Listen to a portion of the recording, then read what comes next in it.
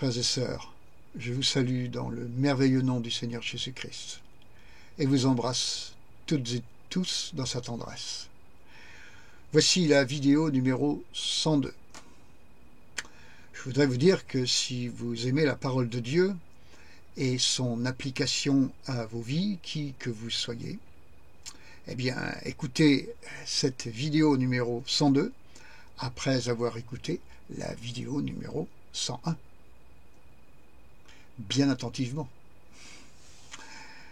Alors, je titre cette vidéo de la manière suivante, avec un verset de Jésus, dans Matthieu chapitre 24 et verset 6, où il dit « Vous allez entendre parler de guerre et de bruit de guerre. Gardez-vous de vous alarmer, car cela doit arriver. » Ambiance. Alors, il s'agit d'une suite de la vidéo numéro 101. Et en introduction, eh bien, dans la vidéo numéro 101, que je viens de citer, je vous ai parlé de Jacob, du peuple d'Israël et de celui de la Nouvelle Alliance. Car pour ces trois entités, Dieu a donné le même parcours. Premièrement, Mahanaïm, qui signifie entrer dans le plan de Dieu, et donc entrer dans le camp de Dieu. J'explique pourquoi. Deuxièmement, Péniel, parce que entrer dans le plan de Dieu est le moyen de rencontrer Dieu. Rencontrer Dieu, c'est Péniel. Et puis, troisièmement, Béthel, parce que rencontrer Dieu n'est qu'une expérience qui risque d'être sans lendemain si l'on ne demeure pas dans sa présence. Maintenant que l'on a rencontré Dieu, il faut demeurer en lui. Ça, c'est Béthel. Évidemment, dans la vie éternelle céleste, on sera dans la perfection de Béthel. Ici-bas, sur la terre, nous sommes à Béthel, mais partiellement. Alors, je vous ai aussi précisé que si Jacob a bien expérimenté ces trois étapes, l'Israël d'aujourd'hui n'en est qu'à la première étape. C'est-à-dire que l'Israël d'aujourd'hui est appelé à Péniel, le temps de la rencontre avec son Messie. Et ce temps que le prophète Zacharie évoque avec un certain nombre de détails qu'il donne notamment dans son livre Zacharie chapitre 12 verset 10.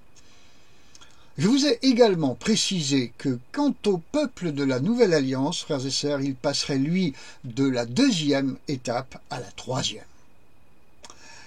Ce peuple a effectivement rencontré Dieu, il a vécu Péniel, mais il lui reste à expérimenter Béthel, la présence de Dieu, de façon de plus en plus sérieuse et de plus en plus profonde, réelle. Et le peuple de Dieu de la Nouvelle Alliance va marcher vers cette étape, quoi qu'il en coûte. Pour ceux qui auront une volonté d'avoir des cœurs purs et un esprit bien disposé, évidemment. Je pense à David qui en parle dans le psaume 51 et au verset 12. Mais pour le peuple ancien, comme pour le peuple nouveau, comment leur progression respective pourra-t-elle se faire?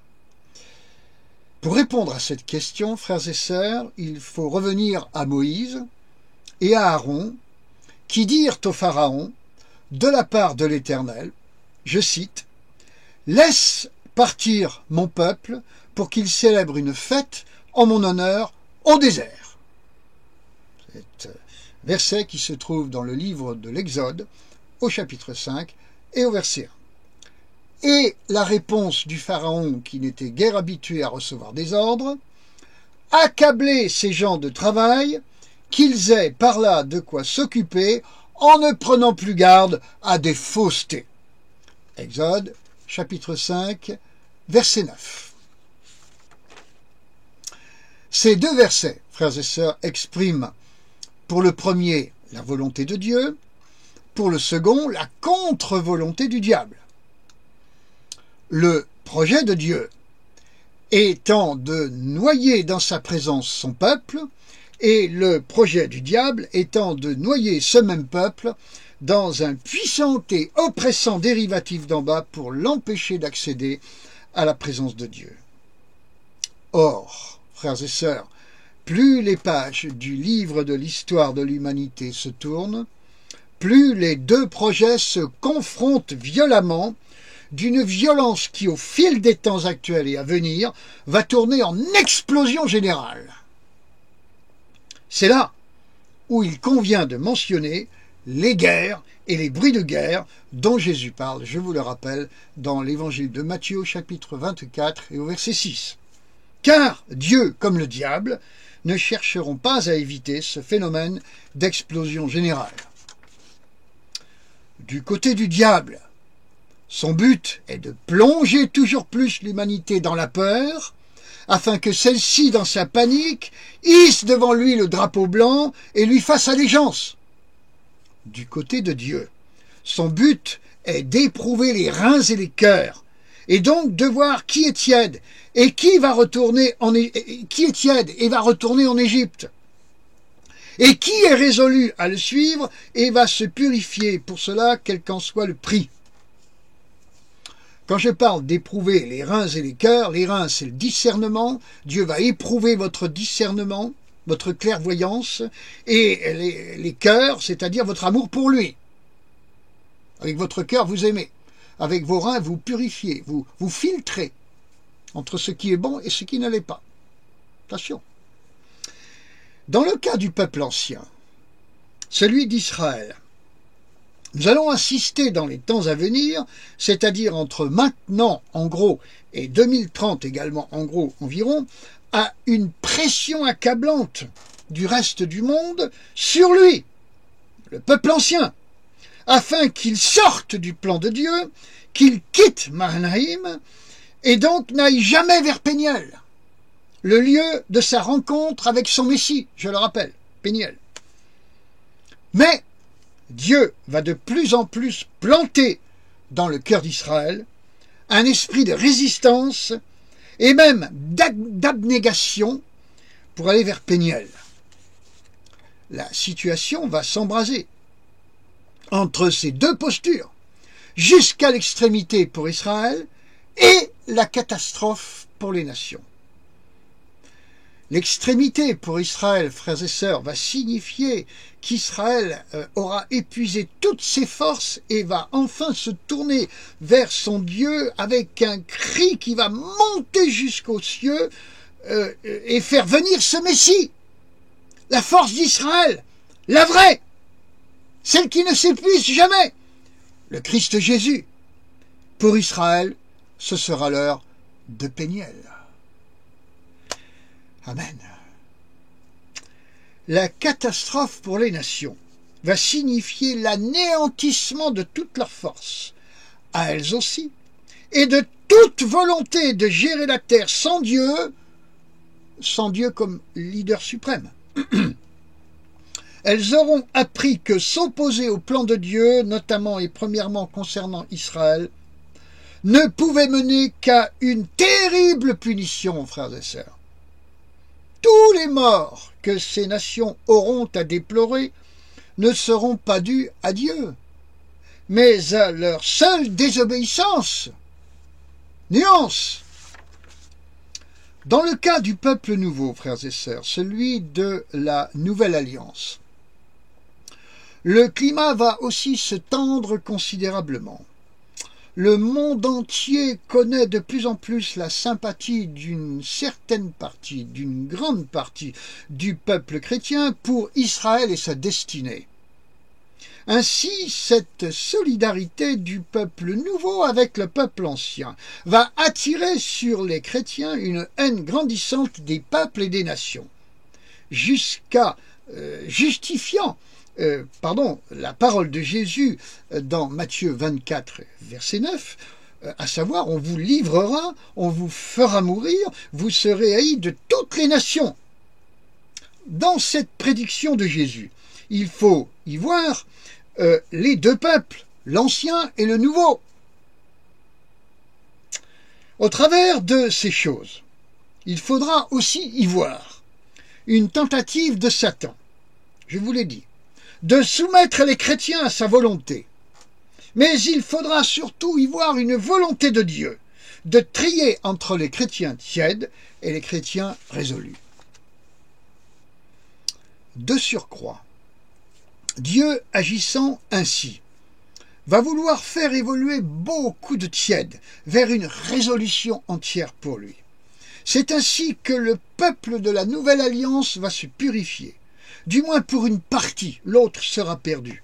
Attention, à propos de perdition, Dieu n'abandonne jamais les siens. Mais les siens peuvent abandonner Dieu et le renier.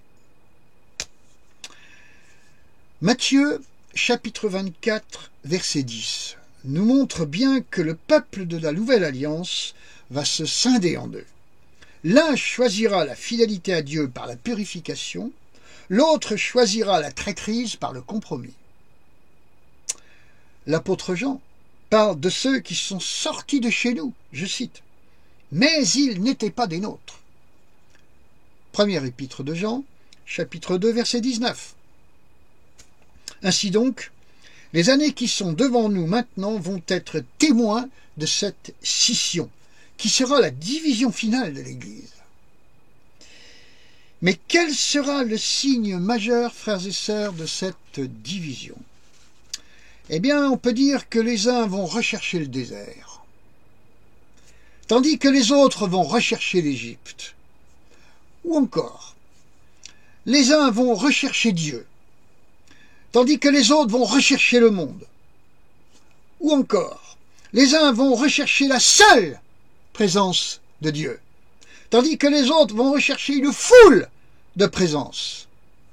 Ou encore, les uns vont se saouler de la présence de Dieu, tandis que les autres vont se saouler de tous les dérivatifs inventés par Satan, et qui pour beaucoup sont déjà présents dans l'Église. Je rappelle les deux plans. Premièrement, laisse aller mon peuple au désert pour qu'il y célèbre une fête en mon honneur. Deuxièmement, accabler ces gens de dérivatifs pour qu'ils soient occupés et ne prennent plus garde à des faussetés, à ces faussetés. Les chrétiens sont tiraillés entre ces deux plans et vont l'être de plus en plus, frères et sœurs. Aujourd'hui, frères et sœurs, beaucoup de chrétiens sont en danger, car le monde occupe une grande place dans leur vie. Mais l'Église a également pris plus d'importance que Dieu. L'Église a pris plus d'importance que Dieu. Le ministère du serviteur de Dieu a lui aussi pris plus d'importance que Dieu.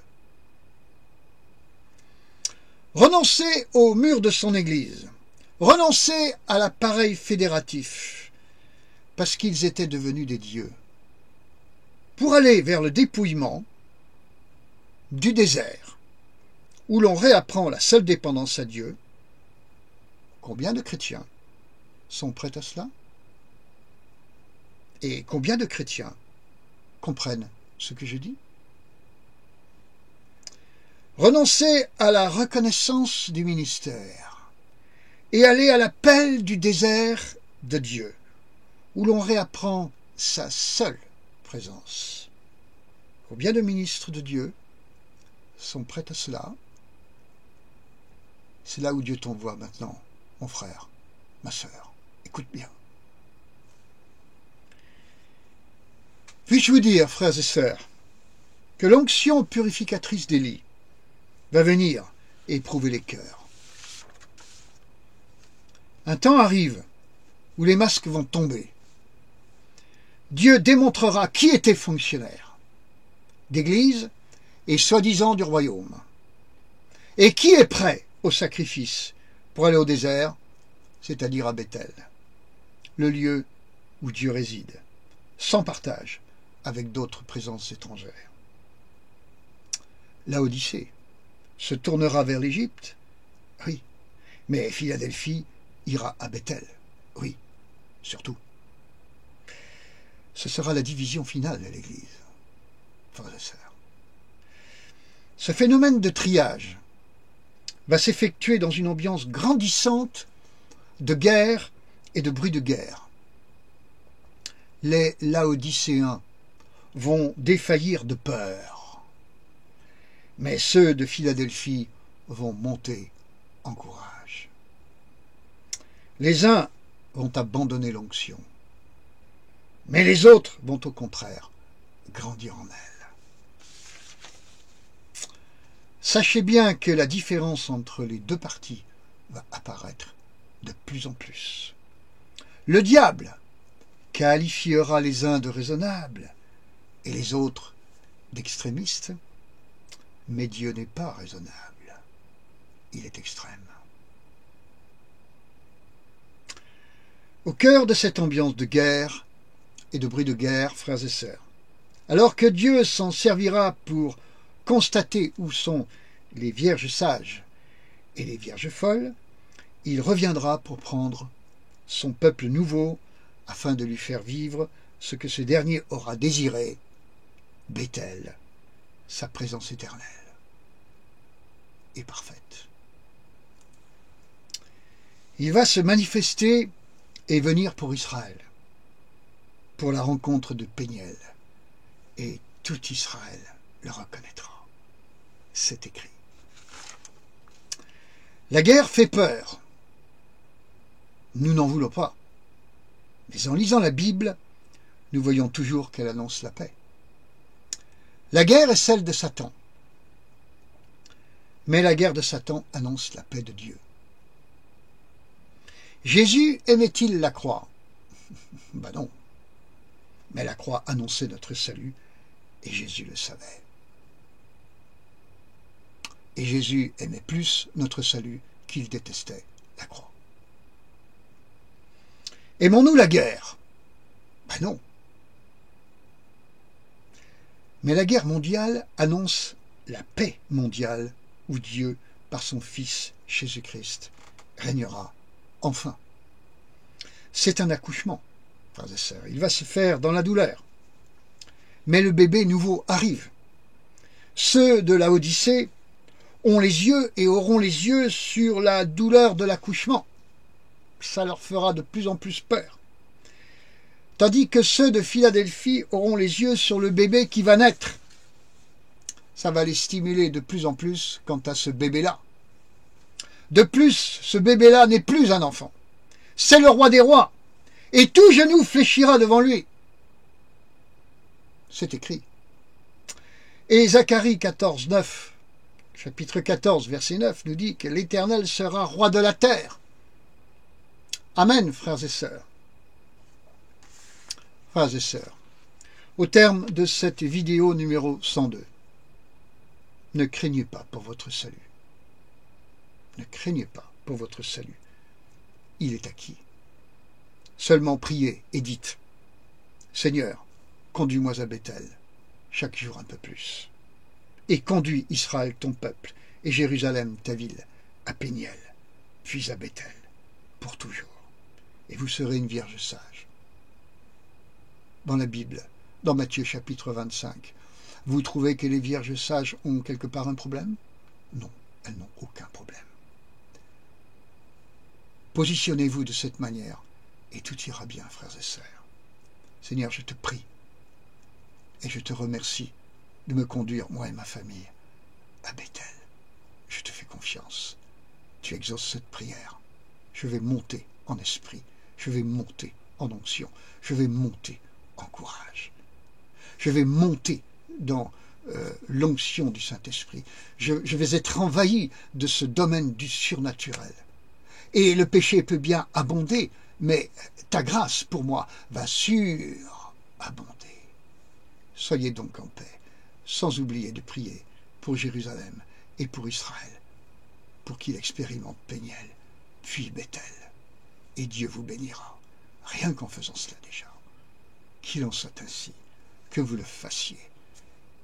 Et forcément, vous avez la paix, la sienne, qui ne s'évapore pas comme ça au fil du temps. Car Dieu ne se repent pas de ses dons. Soyez bénis, soyez en paix, demeurez dans sa présence. À bientôt mes amis, pour la 103, au nom de Jésus. Amen. Je vous embrasse de tout mon cœur et vous bénis dans le merveilleux nom de Jésus-Christ. Amen encore.